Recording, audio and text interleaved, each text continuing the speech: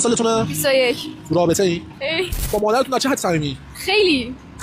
آره خیلی. یعنی مثلا الان من بهتون چالش بدم زنگ بزنید بهش بگید که یه آقای وارد رابطه میخواید بشید که تقریبا 20 سال از خودتون بزرگتره، واکنشش چیه؟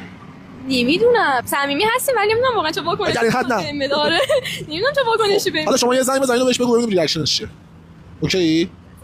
دست و پا داره میلرزه ولی دایشون داره زنگ میزنه. این هم آیفون 13 14 15 16 پرو مکس که دست بقیه میبینین همش هست نیست. خیلی هاشون از شهر موبایل با 7 میلیون تومان خریدن و اصلش مو نمیزنه. 36 ماه گارانتی، 7 روز مهلت تست، هم خرید حضوری هم خرید آنلاین، پرداخت در به منزل. آدرس پیجشون تو کپشن هست. جانم مادر. سلام ماما، خوبی؟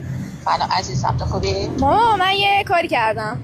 چه کار کردی؟ با یکی که ازم 20 سال بزرگتره وارد رابطه شدم. چی؟ با یکی که ازم 20 سال بزرگتره وارد رابطه شدم. میفهمی داری چی میگی؟ اونطوری تو ببند اصلا شوخیش هم قشنگ نیست. پول داره، کارخونه داره، ماشینش پرشه. نه بابا، خونهشون سمت قیطریه است. خیلی پول دارن. من دیگه نمیتونم اینطوری پیدا کنم. خیلی پول داره. به درد تو نمیخوره این مادر. چرا به درد من نمیخوره؟ تو شماره‌اش بده به من، به درد من میخوره. غلط نکن.